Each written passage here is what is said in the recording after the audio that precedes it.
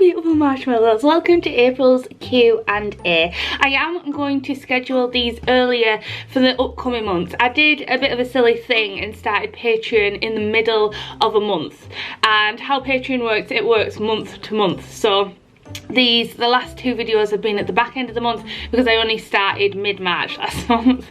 Silly me. Anyway, they will be coming up later, so you will probably get another Q&A in around 2 weeks. So never mind. This is actually the second time recording this Q&A. The first time, I don't know what it was, the lighting or what, it just turned out really bad. So I thought, and I kind of was like rambling a lot in it, which is what I'm doing right now. But anyway, I thought we should just have a coffee together. It's Tuesday and I'm going to edit this and put this up on a Tuesday as well. So a busy day today. I've got lots to do, but let's get on with your questions, shall we? So I have just got you guys on the screen behind me, and Robin has wrote, "You are too sweet for doing these, such a giving person and so inspiring to many. Can we chat about your paper and pencils? Your video of the Arteza unboxing sent me running to the hobby store and I bought some watercolour supplies. I've never done watercolour, eek, but I'm really liking it so far. What paper do you like for coloured pencil illustrations, and what about watercolours? What do you look for in coloured pencils? Do you pick them based on their colours, or is there a certain quality about the pencils you prefer? For watercolours, do you like using pots, tubes or pencils? Tell me please. A million thanks." Gosh, that was many questions, forgive me. No, that's absolutely fine. So let's start with the first one, which was, what paper do you like for your coloured illustrations? Honestly, I like trying a load of different papers, but at the moment I've just been using my Midori sketchbook. It is what I like, the texture that it provides. It's really smooth paper, so when I put the pencil down you kind of just get the raw pencil texture, if that makes sense. I'm not really fussy about coloured pencil paper, but I think I do prefer the smoother range. I have tried using coloured pencils on more like, I think it's cold pressed paper, like watercolour paper, and it gets very grainy and heavily textured, and although I do like a little bit of texture to my illustrations, I don't like it so much to have it on like a heavily textured paper. So I would say smooth paper is normally my preference for coloured pencils. So hot press papers for watercolour, and kind of like my sketchbook, like at the minute I'm using the Electrum and the Midori, and yeah, they are my favourite colour pencil things to use. So yeah, the next one was, what about for watercolours? So for watercolours, like I said, I like a smooth paper, so I tend to go with hot pressed. A lot of cold pressed paper is very heavily textured, and although I do like the look of it in certain aspects, I just feel like my illustrations look better with hot pressed paper, which is a smooth kind of paper. It's just my personal preference. I do like heavy weighted paper, so anything above 300 is nice, but I have used cheap watercolour papers and enjoyed the quality of it. But at the moment, I think the one that I've got now is a Langton hot pressed pad, and I really like using that. And I also bought some hot pressed Winsor & Newton grey ones, which I think I did a whole video on these before Inktober, and I've been using them as well.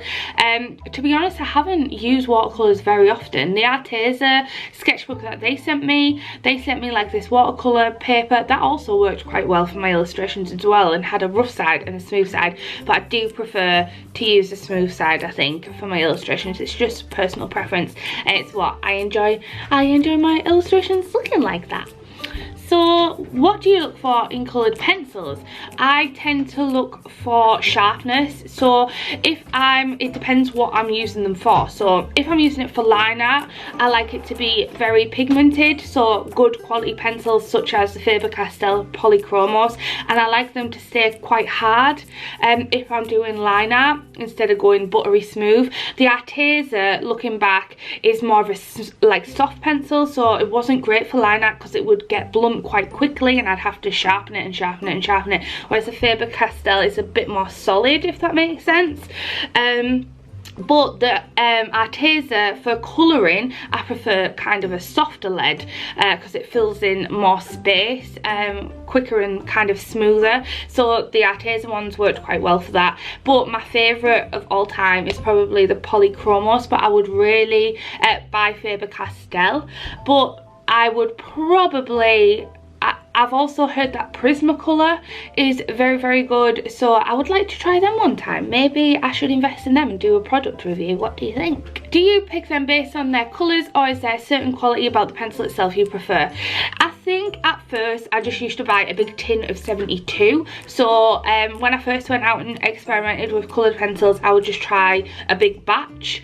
But now that I've experimented with quite a few different ranges and I know what I like, Faber-Castell polychromos, I now just pick based on colour. So there's things that I don't have in my colour palette, and if I see a nice pencil, if I'm in an art supply store, I will just buy 1 or 2 colours. I don't need to buy a full set.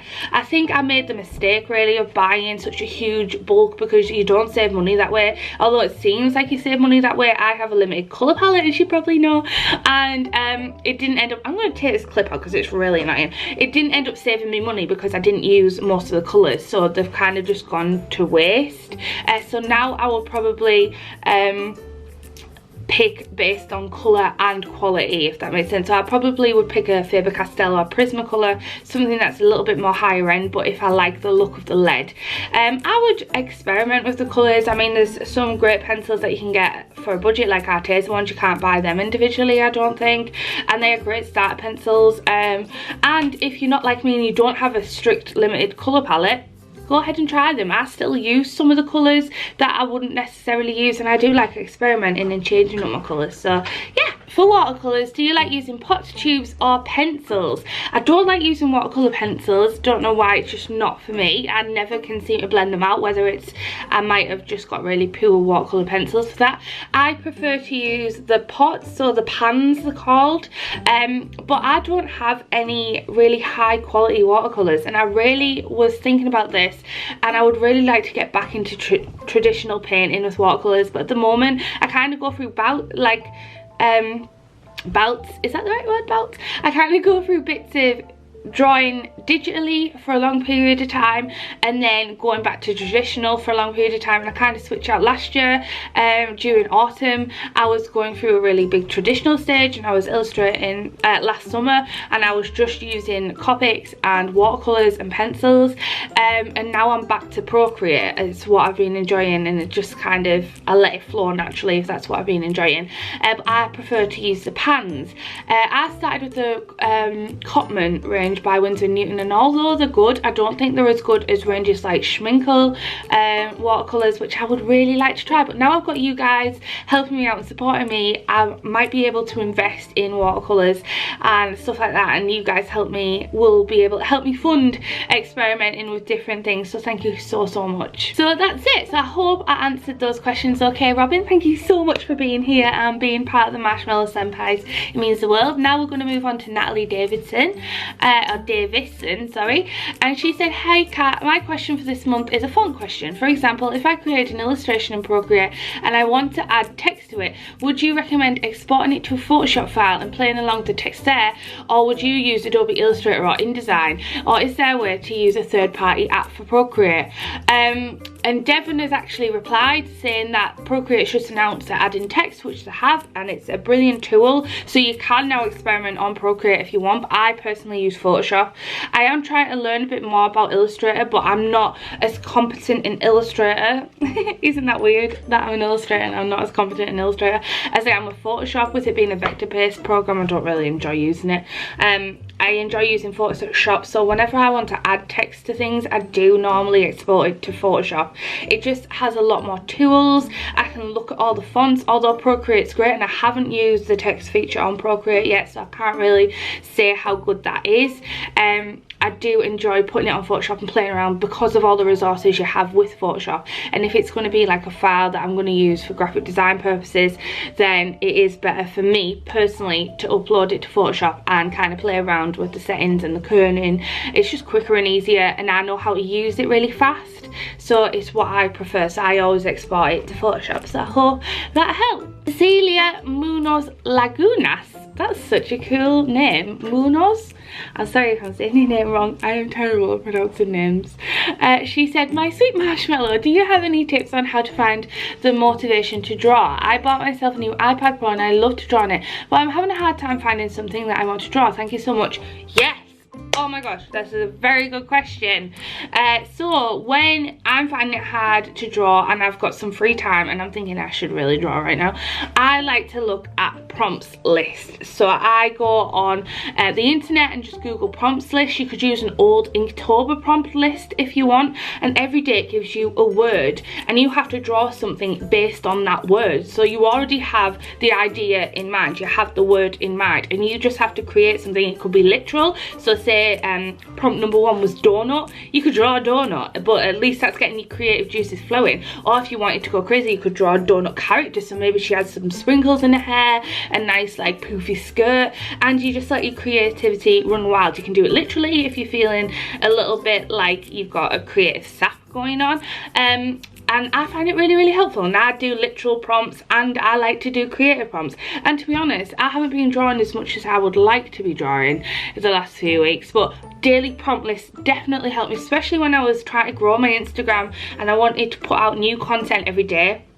I wanted to put out images to help get me seen, and I did daily drawings, like daily prompts, and I use prompt lists. Hello Lovely on Instagram does prompt lists every month for her followers, so go ahead and over there and just Google prompt lists, or sit down with a piece of paper, write list 1 to 31 or however many prompts you want, and just write words off the top of your head and make your own prompt list. It's really, really easy. But there's tons of Inktobers from previous years you could use and stuff like that. I would really encourage using daily prompts because it can spark some really great product ideas, illustrations, and yeah, and you can just have fun, and it helps just get those creative juices flowing without just staring at a blank page thinking I want to draw but I don't know what to draw. If you've already got a word there, it already eliminates that kind of thought process where you have to think of something like completely from scratch. So I hope that helps. Daily prompts are definitely the way to go. I absolutely love them. My hair is so poofy. I've literally just come to the office with wet hair and it's just kind of dried, and it's, yeah, it's not a cute look. Anyway, now I hope that helped. Moving on to Oriana Sewell. Oriana, that's such a cool name.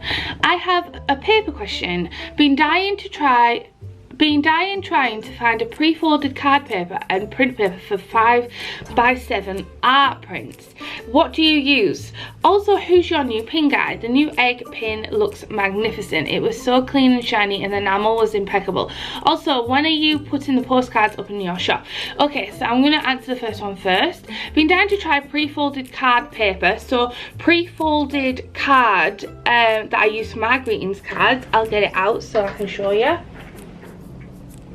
These, if you can see, and they're super silky smooth and they're 100% recycled. And I actually get this from a UK seller on eBay, out of all places. Don't feel ashamed to try eBay, Amazon, anywhere like that. A supplier is a supplier at the end of the day, and I love the quality of these. They're buttery smooth, and I just typed in 100% recycled cardstock, and these are a 6 size. It's pre-scored, and what I would recommend is trying out, I can't remember the name of the seller, so I'm so sorry about that, but I recommend trying out eBay or Amazon or places, or just Google, typing in pre-scored and ordering like maybe a small pack of 5 or a sample pack of a few different ones. That's what I did. I have went through about 4 different types of paper. At first I was just using packs of paper from Hobbycraft that they already have in their store, and they worked perfectly fine as well. However, they can get a bit expensive at Hobbycraft. Some are very reasonable and cheap, but I wanted to switch to 100% recycled and I wanted a smaller cardstock. So I looked at eBay, Amazon, Google, and I just tried a few different things. I got some ordered in and they're the ones I preferred the best. I'm sorry I can't remember the name of the seller off the top of my head, but yeah, I'd just get it from eBay. So if you type it in, you'll probably find it. If you're from the UK, they're a UK based seller. And print paper for 5x7, I will show you exactly what I use. I have an Epson printer for my art prints, and I use their archival matte paper, and I get a A4 sheet and I cut these up myself into 5x7 sheets. Might be counterproductive for some people, but I really like the print quality of this. I like the fact that they're archival, so that when people get my prints, they're Gisli prints. I use my Epson 960 for this print paper. and it's just really handy, and it's fairly lightweight. It's 189 grams GM. I don't even know, is that grams? Who knows? But I really love this quality paper. If you've ever purchased an art print off me, this is the paper that I purchased. It is quite expensive, but I really like the quality. It's smooth, matte, and it's, yeah, I just like it. If you're looking for a glossy paper, I can't really recommend, because I don't like how my art prints look on glossy paper. So I have matte paper for my art prints, because I feel like that's what shows my art off more. But some people prefer glossy, some people prefer matte, some people prefer semi-gloss. There's so many different choices. Find what works for you, but that's what I use. I use the Epsom Archival Matte, and it's 108 grams or GSM, whatever you call it. Who is your new pin guide? The new egg pin looks magnificent. So I am using YYY products. So for the egg pin, I use YYY products. I'm still using HP pins for some of my older molds. So I've got a batch from HP pins coming very soon. But the Easter pudding egg pin was from YYY products, and yeah, he looks really cute. It's really good quality. The thing with YYY products is at the moment they're really bad at getting back to me, which is really irritating me. They used to be so quick at emails and stuff, and now they're getting really slow. I don't know whether it's because now I've ordered quite a few things for them, so now they just put me to the backside because they've got my molds. So I don't think it's great customer service anymore. It used to be, because they wanted my money at first, obviously, and now they've kind of just gone really slow. Maybe it's because I've recommended them and loads of people are flooding them and they're getting overwhelmed. I just don't even know, but yeah. They are good quality, but my gingies came out a bit substandard. I didn't really like how they turned out. My gingy and spice came out well, but that's why I discontinued my original gingies. So when the gingies go, they're gone for good. They won't be coming out ever again. I will be making like a new release of him at Christmas, but it won't be the same as the old gingy. So it's a bit weird YYY, because I have had issues with several batches of my pins. They've got colours wrong, scratches have appeared on the enamel. I know that happens in quite a lot of people's cases. I don't know, the 50-50 with HP pins. Their customer service is really good. With HP pins, I work with a guy called Robert, and he is so kind and so sweet, and he speaks really fluent English, and he replies to me within like 24 hours normally, and he's super quick. And I even had his WhatsApp at one point. He was like, here's my WhatsApp, just message me on here, and I was like, that's great customer service. And he's lovely, and he actually has his own Instagram, which is HP_pins, and that's him, I think, that runs it. But with YYY, I deal with a guy called Sims. I think he's called Sims, or it might be a girl, who knows. And yeah, this is actually reminding me that I need to email him and ask him and chase him up about the washi tape and stuff that he's got going on for me. He's just been ignoring my emails because it's obviously not ready, but I would rather him email me saying, yeah, they're still getting produced, rather than him just ignoring until they're ready. So go with them at your own risk, but it is getting a bit frustrated. I'm getting a bit frustrated with them now, to be honest, but the quality of the pins did turn out really well, but I have had issues with them. I just want to put that disclaimer there. A lot of people ask me who I get my pins from, and I don't want to freely share them because things can change, and I always feel weird, and I think people think I don't want to share as much because I'm scared that I've recommended them and they have a bad experience, because enamel pins cost a lot to manufacture, and I mean a lot of money. So yeah, just be careful, be cautious. I gave you the warning. They might be great at first, but mine is, he's definitely ignoring my emails right now, which is really annoying. But yeah, it was YYY products. And Oriana also said, when are you putting the postcards up in your shop? So my postcards are over there on the desk at the minute, and they've been going out as freebies because they turned out really bad. The quality was really poor from Instant Print, so I've been to and from with Instant Print for the last like 2 or 3 weeks since I announced the postcards. They were really quick at shipping them out. They're normally very fast, but to try and get these remade, they kept sending me proofs, and the proofs had pixelation on. So I was like, oh, for gosh sake, like, please, can you redo them? The proofs still have pixelation on, and each time they would pass me to another member of staff, and it was getting so frustrating. But I think, fingers crossed, that they're going to be arriving Wednesday, so they should be up by the weekend. So yeah, fingers crossed on that. But my s'mores postcard came out totally fine, which is so weird. So the s'mores postcard is up in my shop now. How strange is that? Also not related, but enjoy yourself in Spain. Thank you. So we've got Devon again. Hello, Devon. And she said, hello, I too have an obsession with YouTube and I've always wanted to make videos but was too shy and never really knew what to make. However, you've inspired me to try studio vlogging for my Etsy. Diadem Atelier. Is that how you say it? Atelier? I hope I'm saying that right. Which obviously means studio, I think, in French. I do metal stuff, etc. Oh yeah, I remember. However, I don't have a current studio. My current living situation isn't the most ideal because all my stuff is in storage and I'm living at home to save money, but I don't really have the space that is mine. Hence my stuff being in storage, so I don't really have the space to work in or anywhere with good lighting. I do a lot of my laser cutting stuff at my current job, and with my employer's permission I've been lucky enough to be able to sell personal stuff on the side using their equipment. However, I don't think I could vlog there, haha. Just wondering if you had any suggestions for someone in my situation who would like to make these types of videos as well but don't have the greatest setup. Sorry for the novel, but you've been a big inspiration to me. Thank you so much. I would say still vlog it, you know. Honestly, I would. When I did a first studio vlog and I was in my tiny little bedroom when I had all the stuff around me. Honestly, I only have a 2-bedroomed house and my studio was set up. Your studio could be this big, could be a laptop in a bag and you could take it to coffee shops or anything. Like, honestly, studio is just a word for somewhere that you work.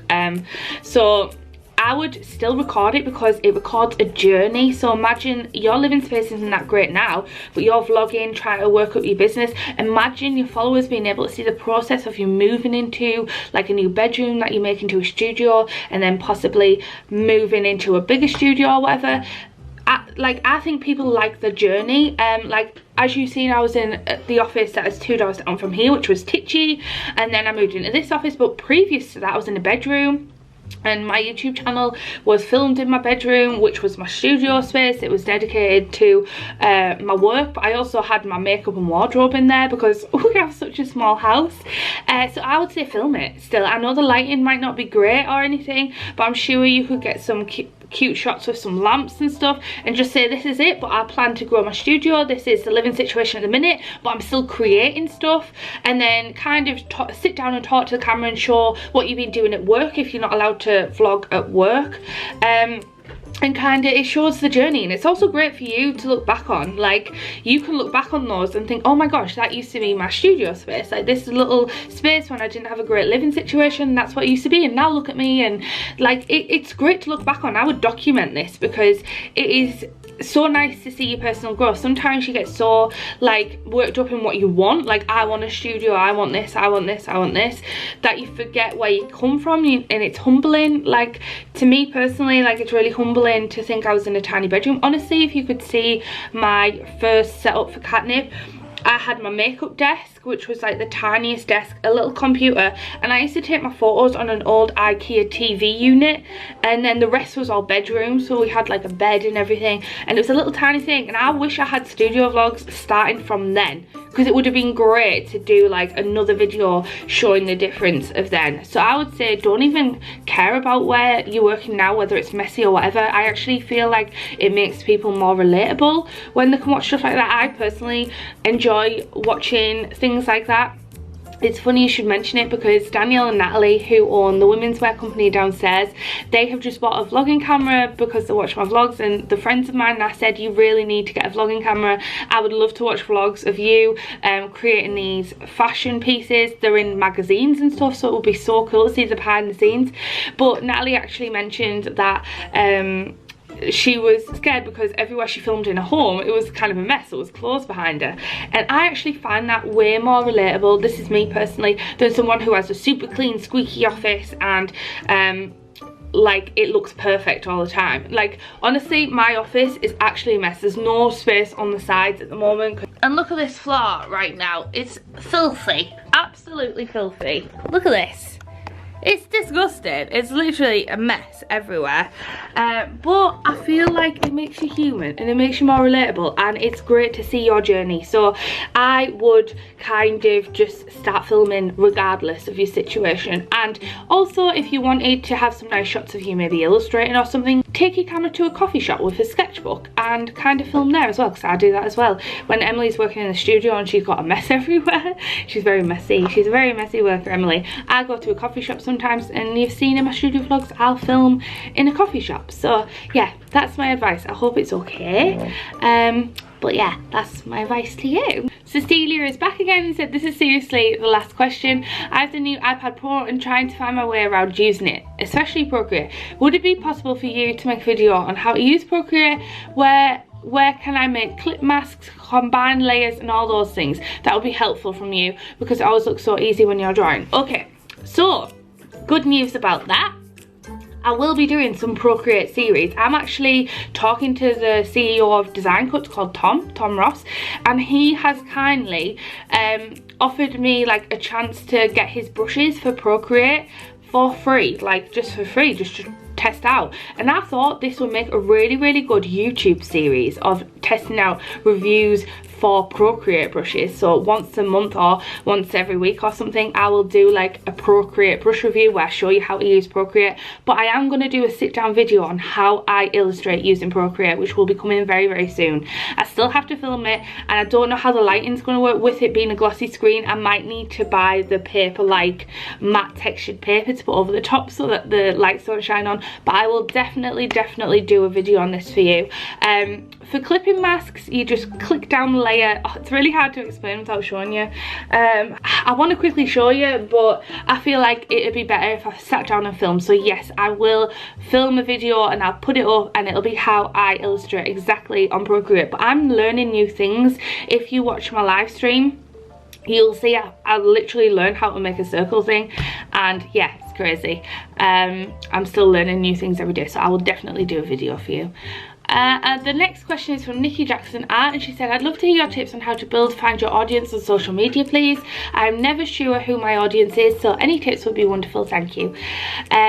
So tips for social media, I started out on Facebook, and I used to go into Facebook groups for crafting and illustration, and I used to do what's called network pods. So you would network and help each other grow the page, if that makes sense. So I would post a link to my Facebook page, they would post a link to their Facebook page, I would go on their Facebook page, write 3 comments, 3 likes, and then they would do it back to my page and kind of grow like that. And then after I kind of built up to like 1,000 followers on Facebook, I went over to Instagram. And Instagram, I googled and YouTubed and read so many articles about Instagram marketing and how to get found using things like hashtags, pods, networking pods, which is a similar thing to the Facebook groups where you will like and comment on a post, and you'd post it into the direct message with a group of people, and they would all go to that post, flood it with likes and comments, so it would help boost on the algorithm on Instagram. So I did that for a while. I also watched what got likes on my Instagram. So what I found got likes on me personally was sketchbook pictures and illustrations, and so then I started pumping more of those out just for Instagram. So it would be kind of in my schedule to do Instagram marketing, so I would make an illustration just for Instagram, so it gets seen by more people and boosted. The more likes and comments it gets, the more Instagram thinks it's a really fresh, cool post to boost, and they would boost it. I also followed people in my niche who I genuinely wanted to follow, and I made genuine friends on Instagram through business, through networking and all that good stuff. And now I actually have friends through just chatting and direct messaging and stuff like that. So definitely reach out to people who have similar follow accounts to you, help each other grow. Yeah, and I just basically did that, networked. Dean used to say that I was on my phone constantly, because on a night I would sit down on Instagram for a good hour. I would like people's posts and comment. I wouldn't just flood it, like spam it. I would only like and comment if I genuinely liked the post, and comment, like say it was an illustration and I loved how she drew a face, I would say that I love how you drew this face, oh my gosh, it's amazing. And the good thing is people will click on your Facebook and your profile, and it kind of just grows organically from there. If you keep being interactive with the Instagram community, Instagram kind of like boosts your viewership, I think, and then it kind of tumbleweeded from there. I kind of hit like 2,000 followers, then 5,000 followers, then 10,000 followers. Once I got to 10,000 followers, I got the swipe up function, which helped my YouTube out because I had barely any subscribers on YouTube. Even though I had 10,000 followers on Instagram, I had like 200 subscribers, if that, on YouTube. But because of that swipe up feature, I could be like, watch now, and swipe up, and then they would go over to my YouTube channel, which helped grow my YouTube channel. So I would definitely connect with people in your niche, connect with people you genuinely love the illustrations and stuff of, so it's the same sort of audience. Also figure out who they are following and kind of reach out to them as well, and kind of go it that way. I would definitely recommend YouTube and Google. Do your research on Instagram marketing. It goes in quite depth. Be careful, because I got shadow banned once for using Instagram too much. I was commenting on too many people's posts, and I think they banned me for like a week, and it was devastating to my Instagram. Like, I was getting no likes on my posts and stuff, so be careful of that. Don't be spammy. Now it kind of just naturally, I don't know, it's naturally gained momentum. I don't have to try as hard with it as I used to in the beginning. I was constantly on social media trying to grow. I would say like 80% of my work was growing myself on social media, and only 20% was order fulfillment and making products. So 80% was definitely marketing. See that as your marketing tactics. So I hope that helps. I'm so sorry if it's not too in depth. Maybe I should do a video on this. And you're never sure who your audience is. So for me, I kind of knew who my audience was. It shifted with time, but I would sit down and write a business plan. I would sit down with a piece of paper, it doesn't have to be in depth, and just say who you think your target market is, who you're trying to aim, because it's hard if you don't know who your audience is. Your audience isn't going to know who your audience is, if that makes sense. So I would definitely try and niche that down so you can direct it to a specific set of people, rather than having a wide audience. Don't try and appeal to everyone, because sometimes it can get very muddy and kind of muddled. I was very niche-y. It's pastel colours, it's women, like literally about 97% of my audience are women, and I knew that because I knew that not many men would like the cutesy pastely goodies and stuff like that. But it's the same with Hello Kitty. Not many men would like Hello Kitty. It's a specific niche, and I knew the women would range from around 18 to 35. Which is quite old, considering a lot of my stuff is cutesy, but you have to remember a lot of it is like children kind of style, so people might be buying it as presents for children. So yeah, definitely niche down on who your audience is. I know who my audience is, and I did know when I first started Catnip who I was kind of going to go after. I did experiment with different audiences, but once I really niched right down, that's when I seen the most growth. So maybe for you it's women who like illustration and art, or who like gothic work, or who like kawaii pastel work. So for me it's women who are around 18 to 35 primarily. I do have a younger audience as well who watch my YouTube, but that's different in terms of my business. It's women who are 18 to 35 who can afford to obviously purchase the products themselves, and it's people who like that kawaii pastel Japanesey kind of vibe. So I knew my target audience. It's very niche, and yeah, I hope that helps. And she's also wrote, I'd also love to hear your opinion on going to university for an art degree. Would you recommend it? Why? Why not? Do you have any advice on improving your artistic skills? My advice on improving your artistic skills is just to keep practicing and to keep experimenting. It's so basic. I'm so sorry that is such a basic answer, but it really is true. You will get better with time. You will get better with lots of practice. You will get better experimenting with different tools, because you might find your new favourite medium. I never used to work with Copics. Then I started working with Copics, and I ended up absolutely loving it, and it helped me grow my Instagram because people love to see the pictures of Copics. So experiment with new tools, keep practicing, and practice. Carry a sketchbook, do little doodles when you can, and you will develop over time and refine your style over time, and that only happens through practice. Honestly, it really does. I draw pretty much every day when I can, so yeah, practice makes perfect. So definitely do that. Would I recommend going to university? Well, shall we spill the coffee? I don't know. I really don't know. I personally didn't have the greatest time at university. I felt like my degree, which was graphic design, was catered towards a more minimalist kind of typography, cool it's kind of pretentious. There's a lot of pretentious people on the course that I just didn't relate with. I liked anime, games, I was a huge geek, and I like to draw things with pastel colours. I like to draw cute stuff, and we had to do work, obviously fill in a whole range of different things, which is great because it helps push you out your comfort zone, but it doesn't help in terms of developing your style. And I kind of already knew what I wanted to be in my head. If you don't know what you want to be in your head, it could be really good for you because it could help you find your direction. But because I already knew what I wanted to illustrate and how I wanted to illustrate it, and kind of the direction I wanted to be a children's book illustrator and also sell products and merchandise, it didn't help me because I already had a clear direction. I think university is great for studying. I think university is great for studying, helping you find that direction. But I don't think it's a necessity for many people. If you're a bit lost and stuck, university could be a great key for you.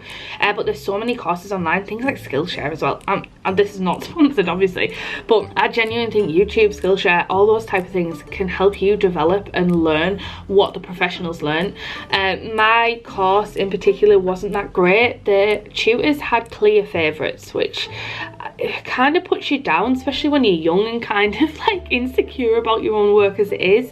And I remember going in with my portfolio and I had tons and tons of kind of anime style like pictures and digital art, but it still wasn't too anime-y. It still had like an illustratory style.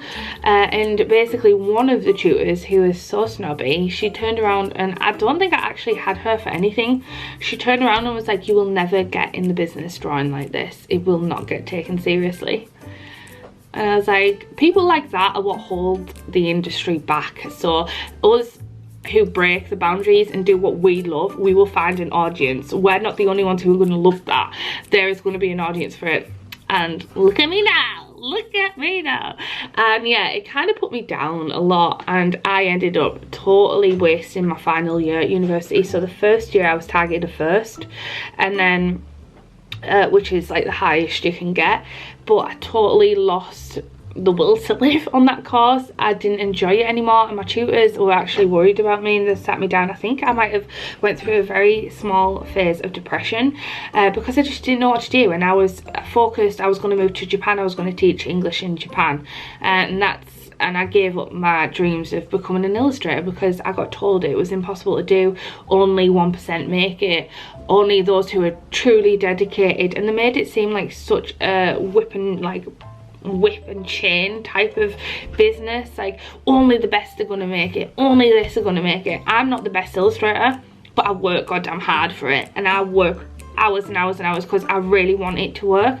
So I don't think you need to go and get a degree, but I do think it can be helpful. I would go back to university now. Like, so when I'm older and I'm more mature and I know what I want to do, I would like to study illustration now.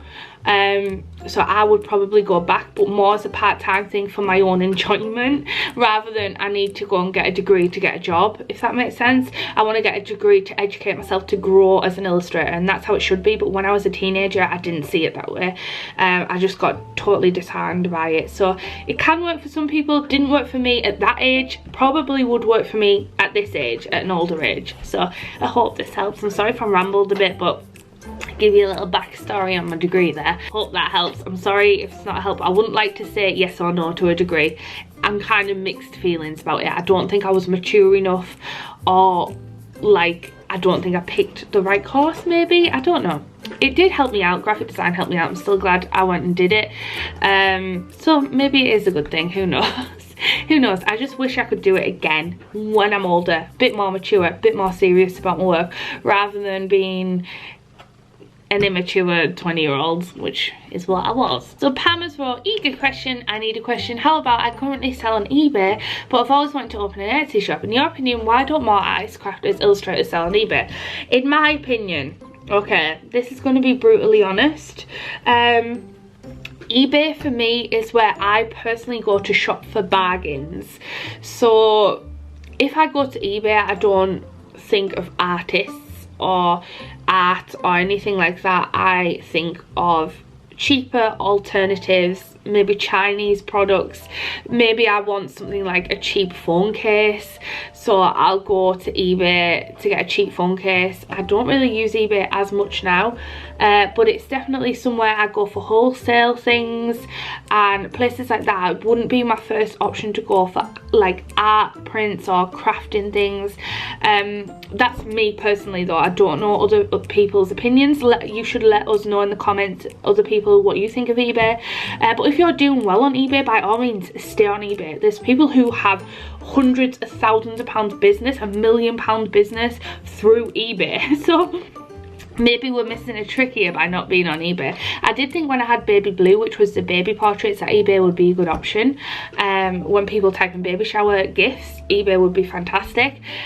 But for me personally, if I want like an artsy crafted presents, I just naturally think of Etsy, and I think it's just the way it's marketed. eBay was marketed as kind of like a backyard sale like site, cheap, alternatives, great prices, auction, like, and Etsy was marketed as kind of like handmade sellers, crafted, a bit more expensive items but one of a kind of thing. So the marketing for the two platforms are completely different kind of thing. So I think that's why many artists go automatically to Etsy, because it's already like an art and craft based marketing platform, if that makes sense. Whereas eBay, you wouldn't necessarily think of art with eBay. I hope that helps. Definitely set up on Etsy, but if you're doing well on eBay, why not stay on eBay? Like, you don't need to follow the crowd, what everyone else is doing. If you're doing absolutely fantastically on eBay, stick with eBay. But if you want to try out and test the waters on Etsy, go over to Etsy and test it out. Maybe you find that it's not for you and you enjoy just working your eBay store, because there is many people out there who are having thriving businesses through eBay and stuff. But don't forget not to rely on those type of platforms too much. Make sure you build an audience up on like social media or something, or your own website, in case any of those go down. Just as a little backup, people know where to still find you. Oh, I got a really itchy nose. I'm sorry if it sounded rude. I'm so sorry. That's just, I think, why I don't go on eBay to look for artists and stuff. But I totally think if you were doing well, stick with it, Pam. Spring said, how do you know your illustrations can be a product? So I'll answer this first. I basically don't. It's just experience. So if I post something to Instagram and it gets a lot of likes and a lot of love and a lot of comments, I will turn that illustration into a product. So it's great to test the waters. If people love it on Instagram, then you could think, right, I could make this into a product. Maybe I could make it into a notepad, some stickers, an art print or anything. And basically now I kind of know my audience, so I know what they want to see. Sometimes it's hit and miss still though. Like sometimes I make a product, think it's going to do really, really well, and it does terribly. So yeah. What advice would you give to someone who is on the fence of if their drawings can actually commoditize? I think just go for it and test the waters. Build up a social media following and actually ask your audience if it's something they would like to see. You don't know through experimentation. When I first started out, I started out with portraits. People like portraits. It's unique, it's quirky and it's fun. And then I slowly switched over to my style, just being on products and merchandise. That was always my plan. Invest all the money from the commissions and the portraits into doing merchandise like enamel pins and stuff. I wouldn't go in at the deep end. I would not go in and purchase 100 enamel pins with an illustration on that I didn't know if it would sell. I took the risk after I had enough money to take the risk. So I built up like a back fund, and I had £300 that I'd saved just to buy an enamel pin. I bought a mermaid enamel pin. That was my first ever one, and although it took a while to sell, I think it took 6 months to sell out, and there was 100 of those. I kind of then knew that enamel pins did sell, but it was kind of a long-term investment to get the money back, and that's kind of how I've seen it. And over time and experience gives you kind of the opportunity to see what your audience would like and what works on a product. I'm still learning this now, so I'm going to be bringing out a bunch of notebooks soon, and we'll have to see how that goes. It could end up terribly, and I could end up putting them in a sale and trying to sell them off for really cheap, or they could be the next best thing that I add to the Etsy store. You just never know. Things like tote bags, I've just made like a batch of tote bags which are right here. They sold out the first batch, but now they're selling quite slowly. They're trickling out, but I have only got 2 designs, so you never know until you experiment. I started out with handmade products, and then I slowly went into manufacturing, although my tote bags are hand printed still. So I would say experiment, do handmade products or things with little investment first. Digital portraits might help, art prints, things like that, and then get to know your audience, and then you just have to take the risks sometimes and see what's going to work. I've had many failed products, many failed mugs. I've put out mugs and I've sold one in like 6 months. So then I delete it from my store, try another design. If that doesn't work, I'll delete that from my store. My bookmarks are a very slow seller. Things, yeah, you just have to experiment, to be honest. It's one of those annoying things about business. Oopsie, my camera just died. Oopsie. So this is coming to the end of the questions, but she's wrote, my subject matter is very niche. I draw pottery tools and pottery and kawaii kind of style that are alive and they go on adventures. That's so cool. And her thing is at Needle and Sponge. Her handle is at Needle and Sponge. I think the only really specific people, get it, but people who know nothing about pottery think the drawings are really cute and say I should make them into cards. My Instagram is practically non-existent, so I don't know if that's something that is a good gauge. And you've also wrote, I'm going to a ceramics conference in a few weeks and thought of maybe having some product there, but I'm really unsure and scared to take the leap to making products and trying to sell them. Well, the thing is, you're never going to know until you try, and the best thing you can do is sell your first item. I remember selling my first portrait. That gave me such a boost, like it really did. And maybe at the conference you might not sell anything, but maybe you will. Maybe people will absolutely love your stuff. I actually think this isn't an issue. The pottery thing, get that out of your mind, is not that much of an issue. Like, I think cute things in general attract a certain audience. Kawaii things, it's actually quite nice that you've got a niche, like pottery niche. Some people use cats, like Pusheen, and not everyone likes cats, but loads of people love Pusheen. Hello Kitty is a cat, people love that. If it's pottery, it's even more niche and no one else does that, but it still appeals to the big, like, kawaii niche, if that makes sense. It's not just limited to people who just like pottery. Because it's a cute style, people will like it regardless of it being related to pottery or not. So I have a mug pin with a smiley face on. That's pottery, people like that, but it's just a cute illustration that people love. My SD card ran out. How annoying is that? But yeah, like I was saying, I would just experiment with your products and just try and get your first sale in through Facebook or anything. Make them into greeting cards, see if you can get that first sale, do your marketing research on Facebook and stuff, see if you can sell it, and just go for it. Your first sale will give you a great boost. It might take a while, and you never know, as you're going along on your journey, your creative journey, you might find that you want to expand your range from pottery to something else. But don't be scared because it's so niche. The best thing to do is just see if you can find that niche and see if it's out there, and you don't know unless you try and you experiment. I'm sorry I couldn't be more helpful than that, but it definitely helps to get yourself out there and try and, yeah, get it seen and try and make your first sale. So yeah, that's the end of the questions. I've went on for so long. I hope you don't mind them being so long. Hopefully you stick me on in the background, just don't watch my face for like over an hour, because that would be crazy. I hope you enjoyed this Q&A, and there will be a new Q&A coming up very soon, to be honest, because I want to start doing it in the middle of the month rather than at the end. Silly me open Patreon at the end of a month. That was silly of me. So yeah, thank you so much for watching, and thank you all for being here, my beautiful Marshmellow senpais. It honestly means the world.